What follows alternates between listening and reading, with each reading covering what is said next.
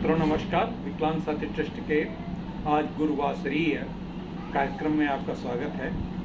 आज मित्रों समाचार समीक्षा में सबसे कुछ ही बातों पे हम चर्चा करने की सोच रहे हैं। अभी पंचायत दिवस मनाया गया। प्रधानमंत्री जी हमारे जम्मू कश्मीर से पूरे भारतवर्ष की पंचायतों को संबोधित किया।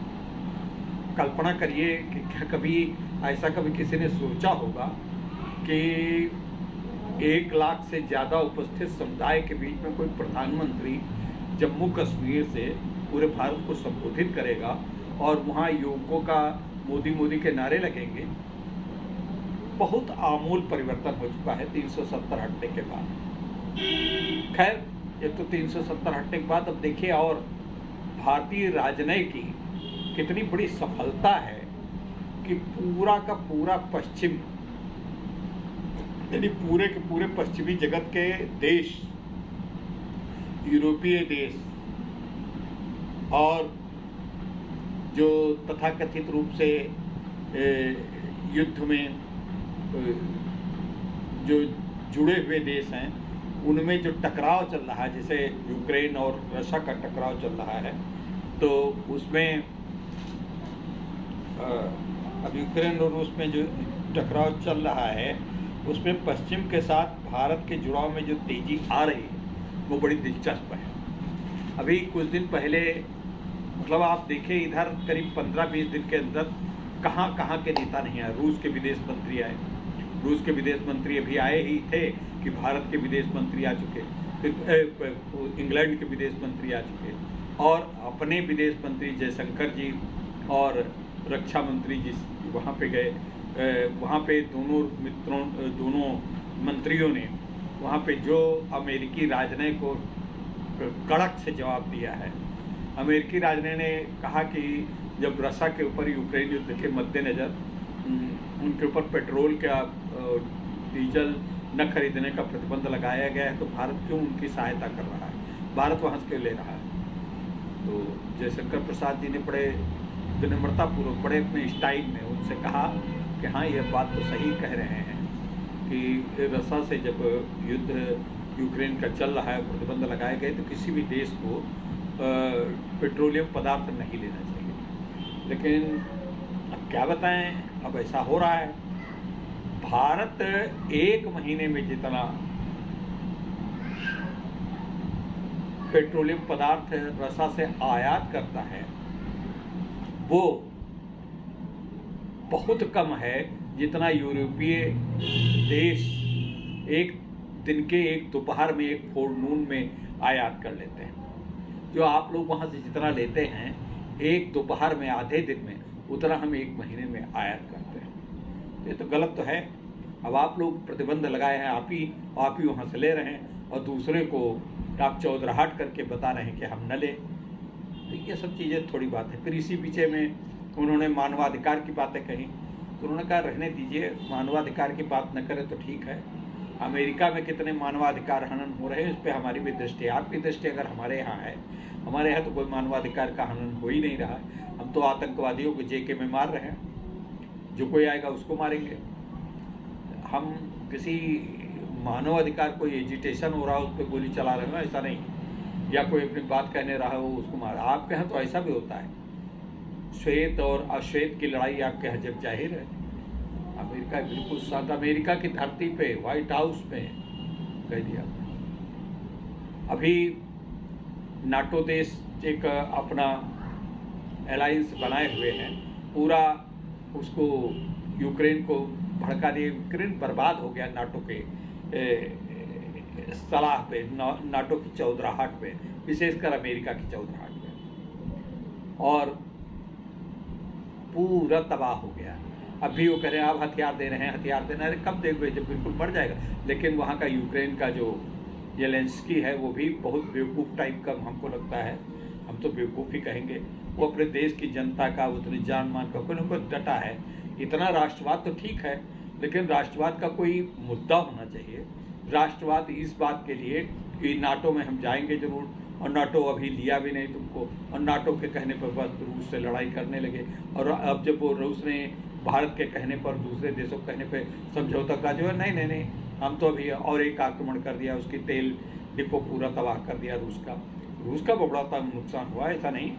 और फिर जेलेंस्की की राष्ट्रवाद को हम नमन करते हैं, वो ठीक है, बड़ा नेतृत्व कर रहा, हताश नहीं हुआ, उसके परिवार के लोग उसकी बड़ी आलोचना कर रहे हैं। तो इसी बीच में हमारे यहाँ यूरोपीय संघ की अध्यक्ष, यूरोपीय आयोग की अध्यक्ष उर्सुला वॉन डेर लेयन भी भारत आ गई, और यहाँ एक कार्यक्रम के मुख्य अतिथि का भी उन्होंने कहा, यानी यूरोपीय देश जो नाटो देश हैं, करीब करीब उन्हीं का स्वरूप है, वो जब लड़ाई कर रहा है इतनी, और एक तरफ आप भारत से बड़ा खुद वो भी बता रहे हैं, सलाह दे रहे हैं, अपना उपदेश ज्ञान दे रहे हैं, प्रवचन दे रहे हैं कि नहीं आपको नहीं, और दूसरी तरफ आ रहे हैं कि भैया हमारे भारत को मतलब कर मुक्त प्रतिबंध, कराधान मुक्त प्रतिबंध हटा लीजिए इंग्लैंड से, यूरोपीय संघ। अब यूरोप के दूसरे देशों से और इंग्लैंड की भी प्रतिस्पर्धा है। इंग्लैंड के अभी प्रधानमंत्री जो बोरिस जॉनसन अभी कुछ ही दिन तो गए हैं रह के, उन्होंने आए यहाँ पे, अमेरिका ने भेजा था कि भारत को मनाइए किसी तरीके से कि रूस को कोई, रूस से हमारे साथ आ जाए, रूस को बिल्कुल दुश्मन मान ले। तो भारत ने कह दिया कि देखिए हमारी राजनीति में कोई आप दखल न कीजिए, हम जो कर रहे हैं अपने देश की सुरक्षा, आप अपने देश की सुरक्षा अपने देश के हितों के लिए कर रहे हैं, मैं अपने देश के हितों के लिए कर रहा हूँ, इसमें आपको क्या चौधराहट करने की जरूरत है। हमारा रूस ने हमको बड़े संकट काल में सहायता दी, और रूस से संकट काल में सहायता दी है तो हम उसके साथ फिर भी हम लड़ने नहीं जा रहे हैं। उसने तो हमारे साथ लड़ाई के, जब आप हमारे ऊपर 7वां बेड़ा लेकर के आए थे तब तो उसने आपको रोकने के लिए 6ठा बेड़ा भेजा था, तब आप लौट गए थे। आज हमको आप चौधराहट सलाह दे रहे हैं, लेकिन तब आपका सलाह कहाँ गई थी 1971 के युद्ध में? तो अब अमेरिका चुप हो गए। अमेरिका से मोदी जी की बात भी हुई, आभासीय मतलब वीडियो कॉन्फ्रेंसिंग पे बातचीत हुई।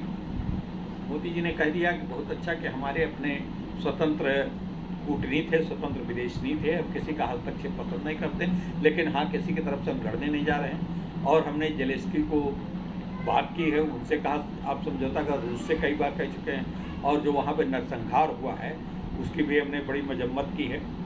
लेकिन आप ये कहें कि रूस से हम संबंध तोड़ देंगे, वो नहीं हो सकता है, क्योंकि जब आप हमारे ऊपर पाकिस्तान का साथ देने के लिए, पूरा आक्रमण करने के लिए अमेरिका आ गया था, तब उसी ने हो जाए। आज हम सफल हैं, 70 साल में हमारी पूरी मिलिट्री सफल हो गई है, सब कुछ सफल है, लेकिन उस समय हम थोड़ा कमज़ोर थे। आप तो हमको बर्बाद करने के लिए पूरे दूसरे देशों में अपना लगा दिया था। तो इस तरीके के हैं। अभी हमारे कई ऐसे प्रकल्प चल रहे हैं जिसमें हम कुछ दिन के अंदर सुरक्षा मामलों में आत्मनिर्भर हो जाएंगे। सुरक्षा के जो हथियार आते हैं, जो बाहर से हम इंपोर्ट कर रहे हैं, अब भी हम कुछ चीज़ें एक्सपोर्ट करने लगे हैं, मिसाइल वगैरह। तो हमको इन सब चीज़ों पे दूसरे देश की सलाह की आवश्यकता नहीं है। तो भारत अपने राजनय पे पूरी तरीके से बड़े ज़बरदस्त सशक्त पैर जमाए हुए, और हम केवल देश की उन्नति अपने चाहते हैं, देश को आगे बढ़ाना चाहते हैं। अरे हमने चाहा होता तो पाकिस्तान के ऊपर आक्रमण कर देते। इस समय तो पाकिस्तान के आक्रमण की, पाकिस्तान की बड़ी परिस्थिति बड़ी ख़राब है, अर्थ हमने कभी नहीं किया। हम अपने एक जिम्मेदार लोकतंत्र हैं, भारत का जिम्मेदार लोकतंत्र है। हमारे पास कारण भी है उनके ऊपर, पाकिस्तान के ऊपर आक्रमण करने के लिए, जबकि आप चाहते हैं हमारा कश्मीर पूरा कब्जाए हुए आधा कश्मीर, उसके और कश्मीर के वहाँ के लोग यहाँ आना चाहते हैं, लेकिन अभी हम आक्रमण नहीं कर रहे हैं। हम सोच रहे हैं कि शायद ये बातचीत से निपट जाए मामला, और अगर एक दिन आक्रमण करें तो सिर्फ 3 दिन लगेंगे, वो आ जाएगा, कुछ नहीं कर पाएंगे। इमरान साहब तो वहाँ चले गए, दूसरे साहब आए हैं, उन्होंने सबसे पहले दिन कश्मीर का ही राग अलापा। राग अलापने से क्या होता है? घर में नहीं दाने, अम्मा चली बुनाने, खाने को घर में नहीं है। अब आप देख लीजिए श्रीलंका की स्थिति, जो चीन के संपर्क में आए, जिसने चीन का साथ किया वो बर्बाद हो गया देश। चीन के अभी उसमें श्रीलंका में एक समय ऐसा था कि बिल्कुल भारत को दुश्मन मानने लगा था, और सब चीन ने उनको खूब दोहन किया और खूब इतना दे दिया। वो सब उनकी विलासता बढ़ गई। अब वहाँ पे दाने दाने मोहताज हैं, पेट्रोल नहीं है, डीजल नहीं, बिजली नहीं, कोई चीज़ नहीं। अब खाने को लिए खाने का नहीं, सब पूरा परिवार का शासन था। कोई एक बड़े भाई राष्ट्रपति हैं, दूसरे छोटे भाई प्रधानमंत्री है, छोटे भाई राष्ट्रपति, बड़े भाई प्रधानमंत्री, और दूसरा भाई गृह मंत्री, और तीसरा मौसेरे भाई कोई उद्योग मंत्री। इस तरीके से पूरा परिवार का राज था। यहाँ भी परिवार का राज हो जाता उनको 2014 में, अगर जनता ने सोच न लिया होता कुछ करने के लिए। जनता हमारे यहाँ की बड़ी प्रबुद्ध है और बड़ी पुष्ट हमारा लोकतंत्र है, लेकिन हम दमन करके लोकतंत्र में शासन नहीं करते। हम लोकतंत्र का जो बदलाव होता है, शासन तंत्र बदलता है तो हमारा बैलेट से बदलता है, बुलेट से नहीं। तो इस तरीके से ये सब बातें हैं। अब हमारा फोकस जो है सिर्फ शांति के ऊपर है। अब आतंकवादी इस तरीके से बिल्कुल खार खाए बैठा पाकिस्तान। अच्छा, पाकिस्तान खार खाए बैठा हो तो बैठा रहे, उसको कुछ है करने का, वो तो खिसियाए नहीं बिल्ली खंबा नोचे। लेकिन उसके जो एजेंट भारत के अंदर हैं वो बड़ा अलगाव कर रहे हैं। कभी ईरान यात्राएं निकल रही तो उस पर पथराव कर दिया, कभी धार्मिक जुलूसों पर पथराव कर दिया। ये सब गलत है।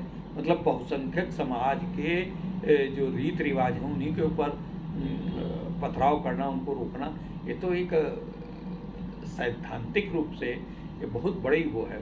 अभी देखिए सत्ता के लिए बम्बई में क्या मचा हुआ है। बम्बई में वो हनुमान चालीसा उसका चल रहा है। ऐसा जनता यह नहीं चाहती कि हनुमान चालीसा या किसी चीज़ का विवाद हो, लेकिन राजनीतिक दल हैं, अब चूँकि चुनाव करीब वहाँ पे आ रहा है तो ये सब चीज़ें चल रही हैं। अब राणा को, MP राणा, उनको जो है गिरफ्तार करके कर दिया गया। क्या करने गई थी बेचारी? वो सिर्फ हनुमान चालीसा उनके घर पे पढ़ने के लिए कह रही थी, लेकिन नहीं, उसको बंद कर दिया। देशद्रोह का मुकदमा, हनुमान चालीसा अपने देश में पढ़ने पर देशद्रोह का मुकदमा, ये तो संभव नहीं। खैर, हमारे उत्तर प्रदेश में योगी जी ने बहुत बढ़िया काम किया। उन्होंने मंदिर और मस्जिद पर, खाली अगर मस्जिद के लिए कहते तो ये होता कि एक समूह को दमन कर रहे हैं, ये ठीक भी नहीं था। सबके साथ बराबरी करना चाहिए। अब मंदिरों में भी परिसर में ही आवाज़ रहे। आप अगर लाउड स्पीकर बजा रहे हैं तो मतलब 2-4 मीटर 10 मीटर तक आवाज़ जाए, आगे उससे ज़्यादा नहीं जानी चाहिए थी। और ये इससे जनता को बड़ा परेशान, रात भर वॉइस जो है आवाज़ से प्रदूषण बढ़ रहा है, शोर बढ़ रहा है, लोगों की ध्वनि प्रदूषण इतना ज़्यादा हो जाता कुछ। अब जो है सब चीज़ की परमिशन लेना पड़ेगा। एक नियमित फ्रिक्वेंसी के ऊपर आपको आवाज़ अपनी रखनी पड़ेगी, चाहे मंदिर हो, चाहे मस्जिद हो, चाहे चर्च हो, चाहे गुरुद्वारा हो, सब कहीं हो। और सब मानने को तैयार है, कोई ऐसा नहीं है इस पर टकराव है। लेकिन जहाँ टकराव है, जहाँ पे जैसे आप पार्टी के शासन है, महाराष्ट्र में शासन है, राजस्थान में, इन सब जगहों पे बड़ा टकराव है। मैं कोई बीजेपी का पक्ष लेकर के कोई बात नहीं कर रहा हूँ। बिल्कुल अगर बीजेपी की कहीं पे गलत लगेगा तो वहाँ पे उसकी भी आलोचना करेंगे, लेकिन इस समय कुछ गलत हमको दिखाई नहीं पड़ रहा है, चाहे बीजेपी शासित हो, चाहे केंद्र शासित हो, कहीं पर भी। और भारत का नाम इस समय विश्व में सबसे ऊपर है। भारत की अर्थव्यवस्था आगे बढ़ती जा रही है। भारत की देखिए सड़कें कितनी, इंफ्रास्ट्रक्चर इतना ज़्यादा मजबूत हो रहा है कि कुछ कहना नहीं। दूसरे देशों को आश्चर्य है कि सब कैसे इतना तेज हो रहा है। अब चूँकि आपका नेतृत्व इतना सशक्त है, इतना ईमानदार है, इतना अहर्निश काम करने वाला है, इसलिए देश की इतनी उन्नति हो रही है। और ये बात यहाँ के जो सत्ता के लुलुक दूसरे दल हैं, अगर लोकतांत्रिक विरोध किया जाए, बहुत ऐसी बातें नहीं कि सरकार में भी बहुत सी कमियां होंगी जिनका विरोध किया जा सकता है। जैसे शिक्षा नीति की समीक्षा की जाए, नई शिक्षा नीति आई है, उसमें बहुत से हमको छेद दिखाई पड़ रहे हैं, कमी है, तो उनकी कोई आलोचना नहीं करता, न विपक्ष करता, न कभी उसके ऊपर शिक्षाविद भी कोई अखबारों में लेकर नहीं आए। मैंने उसको पढ़ा था तो मुझको लगा था कि उसमें कमियाँ, किसी दिन मैं शिक्षा नीति के ऊपर बताऊँगा। अब जैसे उसमें कक्षा 1, 2, 3 से ही कंप्यूटर के ऊपर IT क्षेत्र को पढ़ाया जाएगा, तो इससे मुझको नहीं लगता इससे कोई मैच्योरिटी आ जाएगी। इससे लिखने पढ़ने का अभ्यास खत्म हो जाएगा, लोग लिखना भूल जाएंगे किसी दिन। सब कंप्यूटर तो इतना जरूरी है, अपनी लिपि अपना जो परंपरा है उसको जानना जरूरी है। शिक्षा में बहुत सी परिवर्तन भी हुए, अच्छे परिवर्तन हुए, जैसे कुछ CBSE के बोर्ड से बहुत गलत बातें थी जिनको निकाला गया है। ये सब चीज़ें हैं, वो किसी एक समुदाय का अब ज़रूरत इस समय है। समान पर्सनल लॉ बोर्ड जो इनका बैठता है ये बिल्कुल गलत है। एक ही देश में दो लॉ चले, एक सबके लिए, गैर मुस्लिमों के लिए और एक मुस्लिमों के लिए, ये कैसे हो सकता है? सब समान विचार हो, भाई हम करें तो हमारा जेल, आप करें तो कुछ नहीं, ये तो नहीं हो सकता। ये दूसरों को चढ़ाने, ये सब खत्म करना चाहिए। मैं इसका पक्षधर हूँ। मैं दिव्यांगम चैनल की तरफ से भी यही बात कहता हूँ, बिल्कुल इस बात का पक्षधर। और सबको समान, हाँ किसी के साथ अन्याय नहीं होना चाहिए, किसी के साथ चूँकि वो अल्पसंख्यक वर्ग है उसको सताया नहीं जाना चाहिए। अल्पसंख्यक वर्ग को भी अपनी धार्मिक स्वतंत्रता का पालन करने का पूरा अधिकार रहेगा, जो हमारे हमारे संविधान द्वारा प्रोवाइड किया गया है। अब जैसे मदरसे हैं, ये जो खुले हैं उसमें अब कुर्सियां नहीं, वो जमीन चटाई बिछा के बैठते, क्या 18वीं शताब्दी का सब चला रहा है, वो सब बदलाव होना चाहिए। सरकार को चाहिए उसमें मदद करें। एक हाथ में कुरान हो तो एक हाथ में कंप्यूटर है, तो हमारे प्रधानमंत्री जी कहते हैं सबको जानकारी है। लेकिन होता क्या है, वो ऐसा करके उनको बस परंपरागत गलत बातें भरते हैं, उनके अंदर धार्मिक रूढ़िता भरते हैं, और इनको जो है ये जो गलत हैं इनको इनसे न मिलना, और जो कुरान को न पढ़े वो सब बेकार, वो आदमी कहलाने लायक नहीं है, जो इस्लाम न माने वो, ये सब बातें नहीं होनी चाहिए। इस्लाम के प्रति पूरा श्रद्धा होनी चाहिए, अनुमान होना चाहिए। हमको अपने धर्म के प्रति होनी चाहिए। हमको इस्लाम की कोई आलोचना करने का अधिकार नहीं है, न तो उनको इस बात का कहने का अधिकार है कि इस्लाम के अलावा दूसरा धर्म सब बेकार है, ऐसा कहने को उनको भी अधिकार है। वो अपना धर्म माने, वो हम अपना धर्म माने, सिख अपना धर्म माने, ईसाई अपना धर्म माने, सभी को बराबर होना चाहिए। ईसाई मिशनरीज भी जब धर्म परिवर्तन कराती है तो ये गलत बात है। कभी ईसा मसीह इस बात के पक्षधर नहीं थे कि धर्म परिवर्तन होना चाहिए। सबका बराबर अधिकार हो, सबको बराबर सही रहे, सब देश की मुख्य धारा में शामिल हों। जहाँ जहाँ इस बात की टकराव, जहाँ कट्टरवाद है, वो देश बर्बाद हो रहे हैं या युद्ध में रत हैं, चाहे अफगानिस्तान हो, ईरान हो, इराक हो, चाहे सीरिया हो, लीबिया हो, सब कहाँ बर्बाद होके चले गए।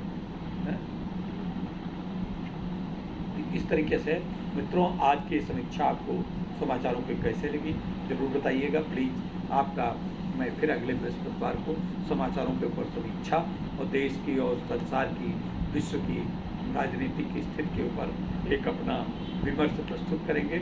हमारा किसी धर्म से या किसी राजनीतिक दल से कोई लगाव नहीं है और न कोई विद्वेष है। हम सभी को समान रूप से सम्मान करते हैं, और हम जब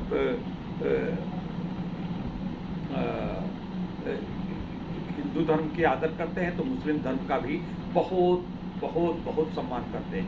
हम गुरु ग्रंथ साहब का भी बहुत सम्मान करते हैं। हम ईसाइयों की बाइबल का भी सम्मान करते हैं, कुरान का भी सम्मान करते हैं, गीता का भी सम्मान करते हैं, और सभी का सम्मान करते हैं, और गुरु ग्रंथ साहब का भी सम्मान करते हैं। तो मित्रों, सभी धर्मों के प्रति हमारी पूरी आस्था के साथ हम आप सभी के लिए, अपने देशवासियों को शुभकामनाएं देते हैं। बहुत बहुत नमस्कार, बहुत बहुत शुभ।